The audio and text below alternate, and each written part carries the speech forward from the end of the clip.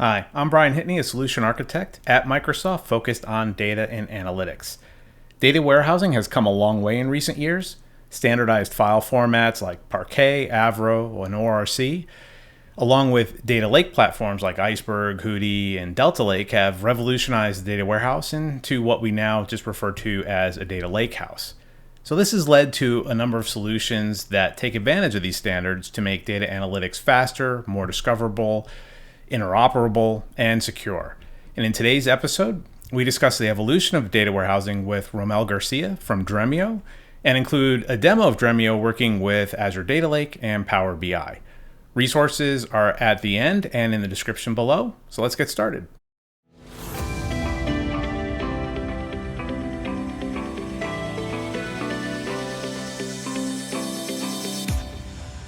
Hi, everybody. Welcome to the Microsoft Partner Showcase. Today, I am delighted to have Dremio, and Rommel from Dremio is going to be joining us talking about the Dremio Data Lake platform and how that integrates with Azure and Power BI. Rommel, thanks for taking the time to join us. Thank you for having me over here, Brian, to talk about Dremio. My name is Romel Garcia. I'm a principal solutions architect here at Dremio. I joined about 2 months ago, and my background really is in data for like the last 10, 13 years. Prior to that, I was a developer for enterprise software, but really where it really took off for me in terms of my interest in data is when I joined Hortonworks, the big data company that we know of back in the day that's now part of Cloudera. And then also working with a company called Kinetica DB. It's a GPU database company. And then Imply, who essentially built Apache Druid for real-time analytics. And now I'm here at Dremio. Great. So that's actually a pretty impressive background and pretty well-rounded in a lot of the topics that we're talking about today, specifically around Dremio. So I could see how your path has led you to Dremio because big data and data warehousing have kind of had this kind of history of different paths, right? Where we had kind of traditional data warehousing and we've had big data, and now we're finally kind of coming together, and it seems to have somewhat centralized around the Lakehouse and data lakes. So I'm curious to hear your perspective on it. I know we're going to talk a little bit about that as we go through Yes, we some of the do. Yeah. Dremio history. So yeah, why don't you take us through this? Sure. Yeah. So Dremio is a easy and open data lakehouse. And I'm going to talk about the history of our company here. Back in the day, in the 80s and early 2000s, everybody was using enterprise data warehouses, which was mainly on-prem. And it worked for a lot of organizations, but the more they used it, the more they realized that, hey, if I'm needing more storage capacity, I'm going to have to buy hardware where I'm going to be also paying for, um, the number of CPU cores that comes with that hardware, which I don't need, right? I just need storage capacity. And then we all know it's mostly on-prem, and it really takes a lot of effort to carry and feed that infrastructure, right? You got to have like a rigorous training from the vendor. And then the vendor is very involved in maintaining that for you as well, patching and everything. So you really have to build like a big team to essentially manage that, right? And so when Hadoop came out in 2010, um, a lot of the organizations saw the potential of this because the volume of the data just keeps on going. Social media, IoT, it's a lot of data that's coming into organizations, and their existing infrastructure just couldn't keep up. And so that solved the problem of scale from a storage perspective, because the enterprise data warehouses, we're talking about several hundred terabytes. Now, 2010, 2015, we're talking about multi-petabyte data sets, right? And its existing tool sets couldn't deal with that. So it solved the problem of storing a lot of data, but it didn't solve the problem of separating the storage and compute. You still have to pay, for a hardware that comes with the CPU computing power where you only need storage. Also, mostly on-prem, and we didn't solve the problem of managing a complex system. It actually became worse, right? You need to have like an army of PhD people to then manage the Hadoop infrastructure, patch it, and whatever. And that's why you see a lot of the West Coast companies who's got a lot of engineers, maintaining their Hadoop infrastructure. And on the East Coast, I mean, it's hard for organizations to maintain that because they couldn't even have one or two engineer that could really handle Hadoop really well. So from there, we also saw the proliferation of different standards, different open source projects like Spark, Presto, Parquet, and so on. And then Cloud Data Warehouse came out. The problem of separating the storage and compute, it was there. They solved it. They made it happen, and then the flexibility of just putting more data into your storage bucket. You can manage that independently out of your existing infrastructure in the cloud. And then the problem though that hasn't been solved, right, is that the system is still proprietary, right? And a lot of organizations wants to have some level of portability, extensibility, right? And then you're only limited to like one processing engine. Say, for instance, these cloud service providers, have their own cloud data warehouses. Snowflake is there as well, and we know it's cost prohibitive. And so the transition from having data warehouse, having Hadoop, and then cloud data warehouses, we're now having different problems, right? And so in 2022, Dremio came out with a data lakehouse solution and really providing organizations a open file and table formats. And this table format is actually called Apache Iceberg. And you don't need to copy and move data because a lot of the concerns that we're hearing from customers is that, hey, I have tens and hundreds of terabytes, but it's so expensive to move it. And I have a hybrid deployment model. And so the challenge of being, limited, right, to how much data they can move, really impedes their ability to make the right decisions for the business. And so we, have offered the community to then leverage an engine that would provide them a semantic layer where it abstracts the complexities of connecting to your data and what data assets are there from the data sources. And then really treating data as code, right? Because the challenge with rolling back if issues occur is that it takes hours, even the whole day, right, to roll back. But with Dremio, we have a product called Arctic that allows you to version your data. You can then roll back by just switching your pointer from the current version to the last working version. And that takes minutes as opposed to hours. So that flexibility of really using a platform or a product or a lakehouse where you have the ability to store petabytes of data, and you have the ability to interact with many different tools that understands Apache Iceberg, and then also allowing you to have the freedom of just querying that data where it sits, right? Gives you a lot of flexibility. And so it really gives you this best of breed like processing engines to help you go to market faster. So I hope that helps, Brian, right? I mean, you can see clearly here the transition from our legacy data warehouse back in the day to now having a data lakehouse for organizations to use.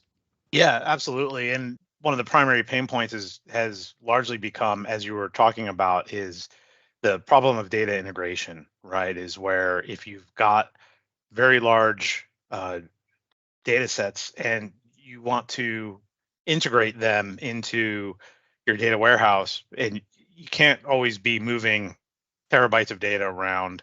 The amount of time effort that it takes to build an integration platform can oftentimes be um, the main effort behind any kind of, say, large data warehouse, right? Sometimes building the data warehouse itself, sometimes building the reporting or the semantic layer on top of it is that usually that's kind of the fun part, and the part that I don't want to say is easy, but usually that's somewhat of a enjoyable part of data analytics.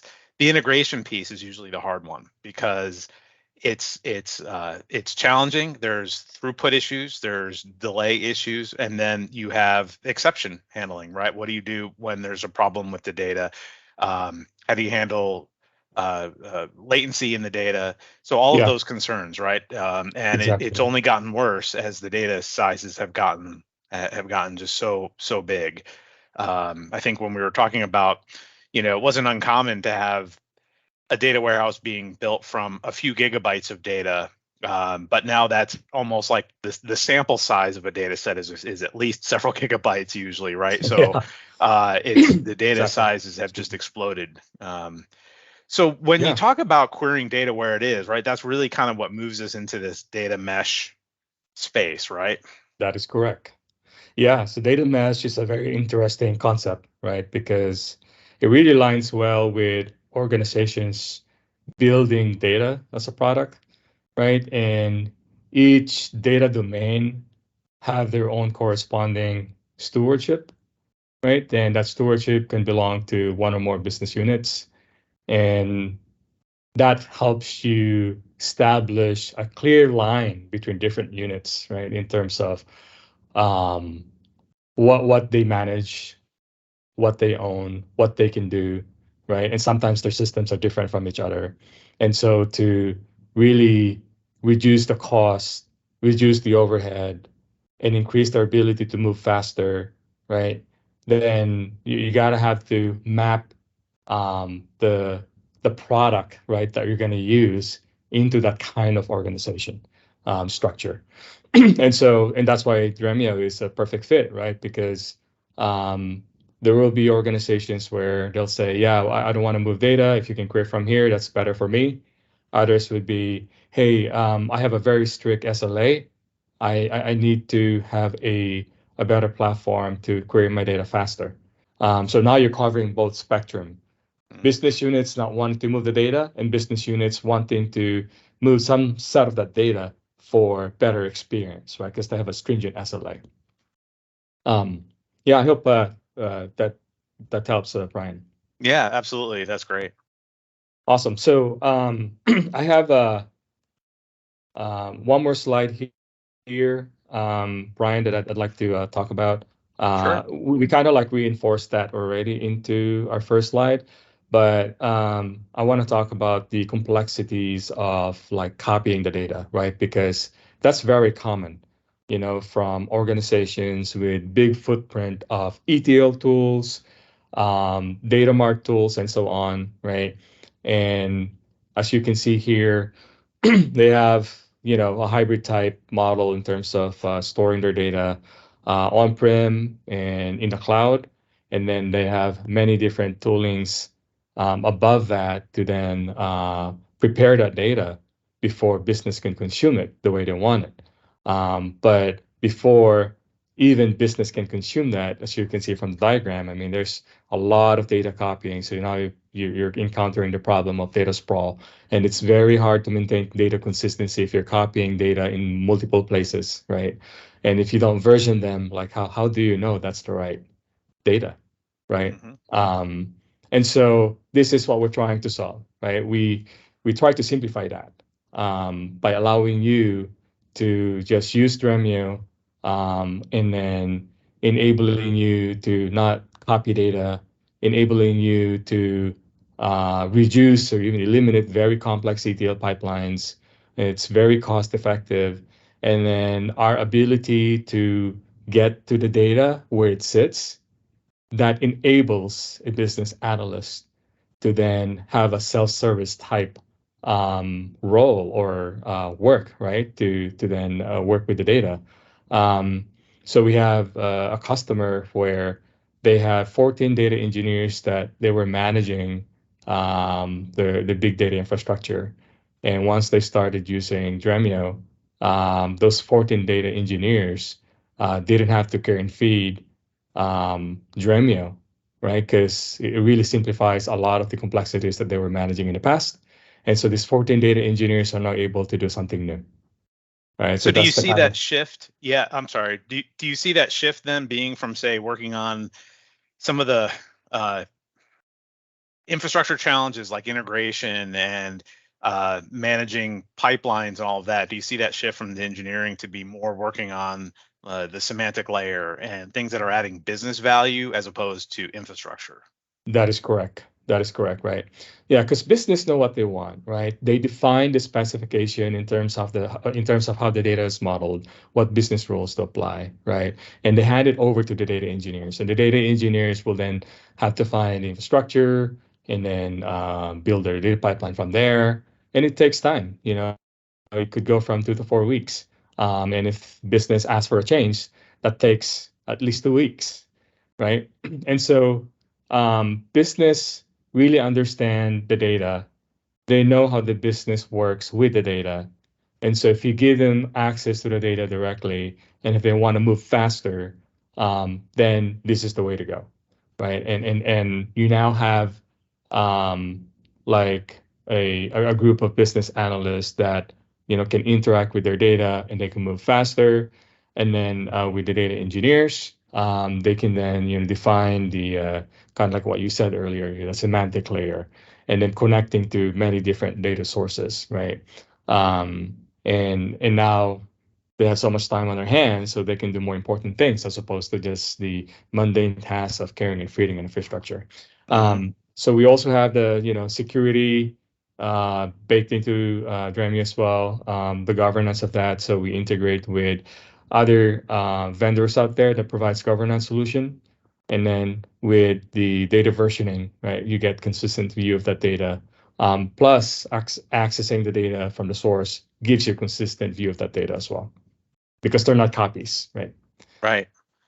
Now, this is fantastic, and I think one of the biggest advantages too seems to be from, especially from the business analyst point of view, is data discoverability. Right, being able to quickly assess the kinds of data that you have available, whereas before it felt like it was the other way around. Usually, business analysts had to ask to try to create data or to try to create new integration pipelines to get certain data sets in. But in theory, with a well architected mesh, that data should be discoverable by all the business analysts, right? So it's just, to me, it seems like it should provide business value much faster than in how we used to architect the Yeah, old school data warehouses.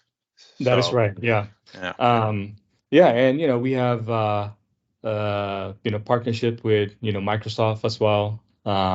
We're integrated with Power BI and Azure Data Lake Storage, and we have a demo actually that we will show you how Dremio works with those two technologies. And it's really cool because um, when you interact with the data set from ADLS using Power BI, it's very snappy. It's very fast. So it's one of those things that our community of business analysts are enjoying, right? Because they're not waiting for like, 30 seconds to a minute before the data loads. It's really giving them the ability to move faster, find patterns, and have a better experience overall interacting with their data set, regardless of scale. Sounds great. Yeah, let's check out the demo. Perfect. All right, here we go. Good day, everyone. I am going to show you how Dremio can connect to your Azure Data Lake storage and how you can use Dremio to query data on Azure and then visualize that and run analytics on Power BI. So first we're going to log into the Dremio user interface here using my email.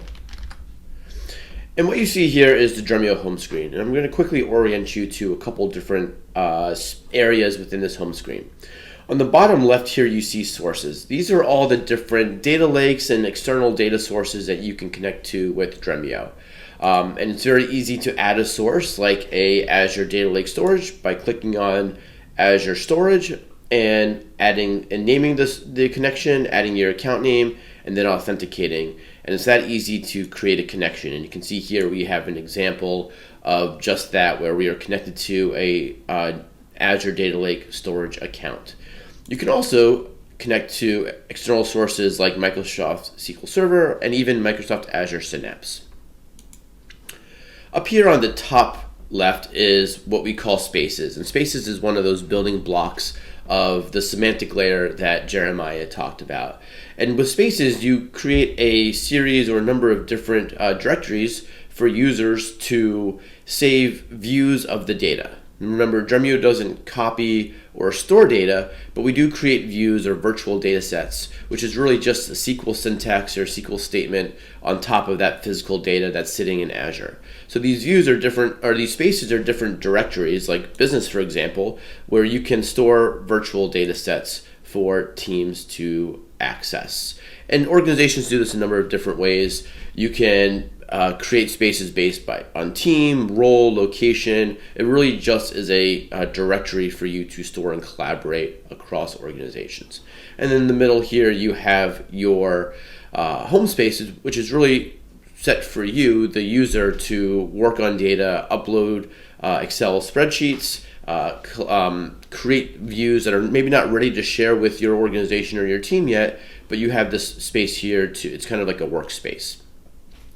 So now that we've oriented to the Dremio home screen, we're really going to show how users can use Dremio to interact with the data directly on their Azure Data Lake Storage and then connect that to Power BI. So I'm going to put on my data consumer hat for a second, and I'm going to access Dremio, and I'm going to search for a data set that I need to run to create some dashboards within Power BI. So I'm going to go into our Dremio search bar, which searches the spaces and all the different data sets. And for this example, I'm going to search for NYC taxi data. So I'm going to type in NYC and taxi, and Dremio returns all of the physical data sets, which are just tabular views of the data in the lake, and all the virtual data sets, which are these green tables that we talked about earlier. And you can see that Dremio's returned all the different data sets that have NYC or taxi in the title or in one of the fields in the data set. And there's a couple here. But you can see this one here, NYC trips, also has these tags here: gold, cab, taxi, NYC. Tags are another fundamental building block of the semantic layer that helps data consumers like myself easily understand what the data set is, and it helps me identify what I'm looking for a lot quicker.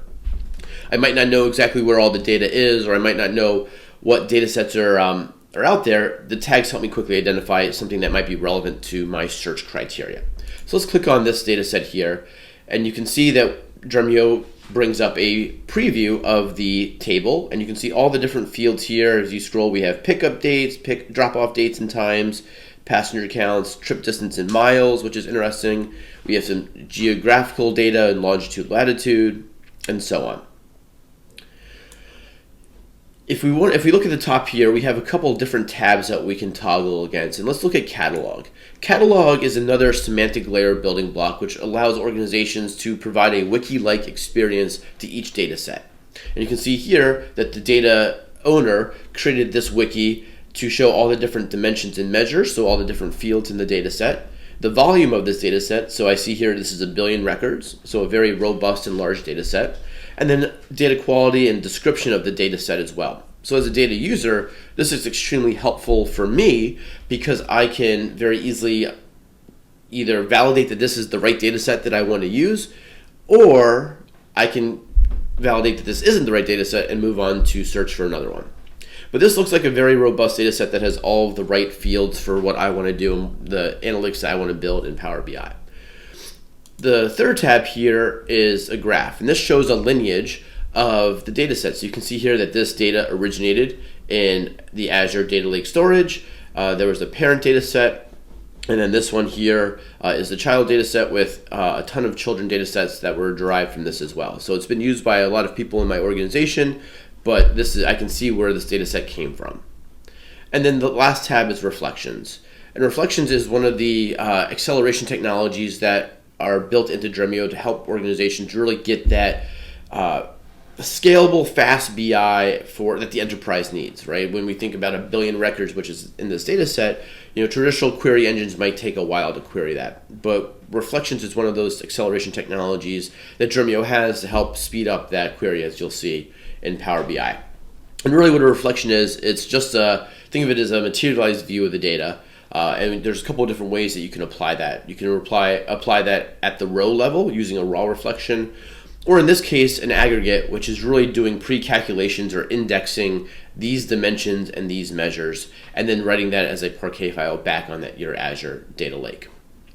So now that we've validated that this is the right data set that we want to use, this is something that is of interest to us, let's go ahead and connect this to our Power BI instance.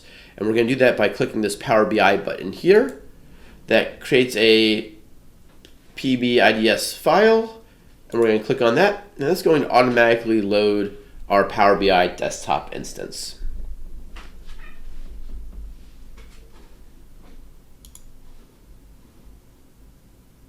And it's going to create a connection to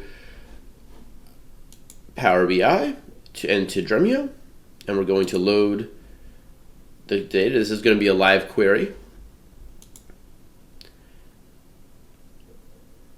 And you can see here that just by clicking that PBIDS button, we automatically not just create the connection to Power BI, but we create the connection to the table that we were looking at in Dremio. So we didn't have to go through the schema, we didn't have to go find the table, we didn't have to load anything. The data is still sitting in Azure today. Dremio is providing a live query back to Azure when Power BI sets a SQL statement back to Dremio. So you can see here we have all the same fields that we saw in Dremio. Okay, so now that we're in Power BI and we're connected to our Dremio data set, we can start to build our dashboards and our visualizations. And we're just going to do a very quick one real quick to show how this works. And we'll do this by selecting a chart. We'll do pickup date by the count of records.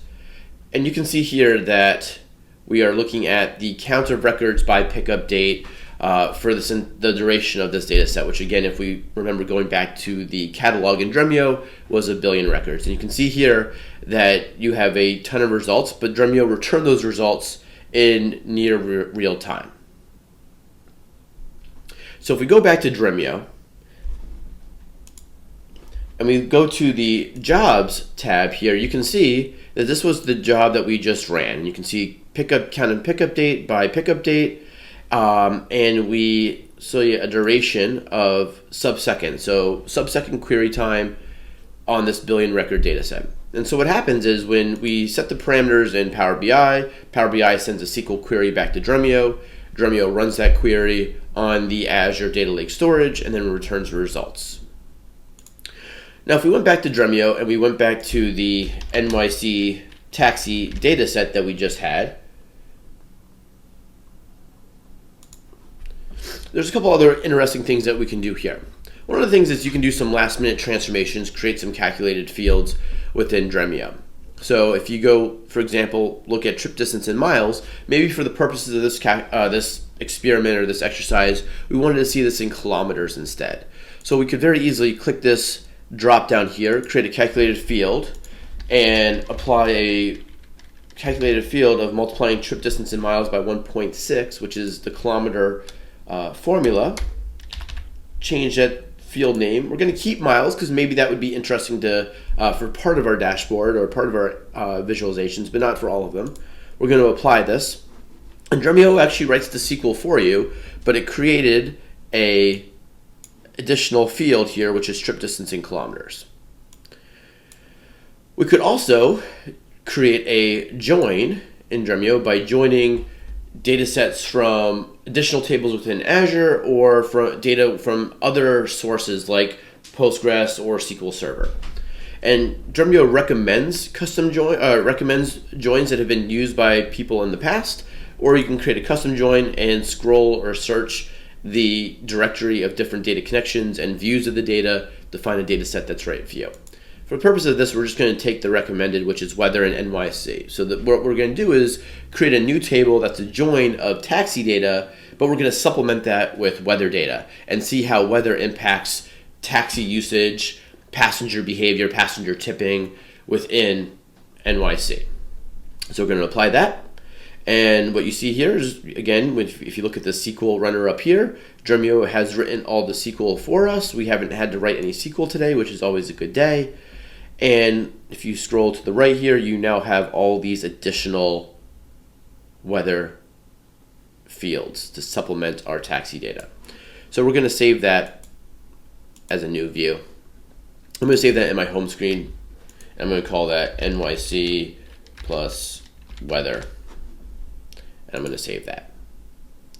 So that was just a very quick intro into some of the capabilities that Dremio can do and how Dremio really helps Azure users connect to their Azure Data Lake storage and then really provide a full solution end-to-end from the data lake all the way to the consumption layer with Power BI.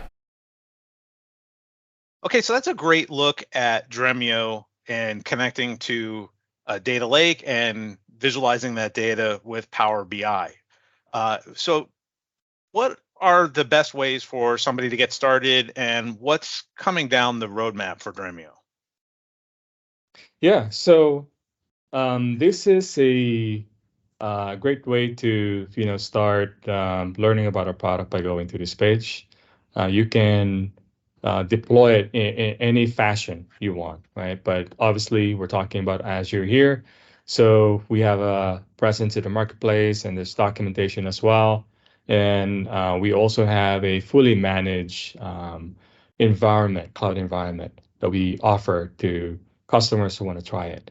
You can also request a demo to showcase the product and be more really specific to the customer's needs, right? Because sometimes when we talk of data lakehouse, the term is the same, but the needs are different, right? And so if you as a customer wants to schedule a call with us and understand how we could solve your problem, we can go here and request for a demo.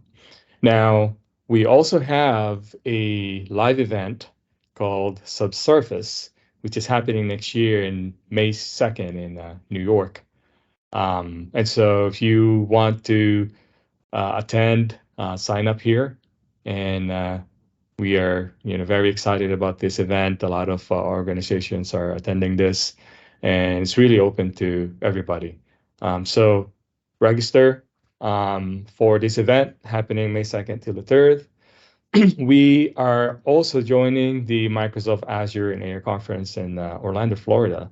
So we'll have our own booth there. Come by our booth, and we'll talk about how we work together with Microsoft and enable mutual customers to take advantage of a data lakehouse solution.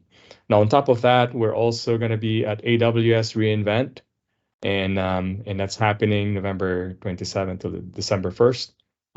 Come by our booth and let's talk about what we can do together to help you out.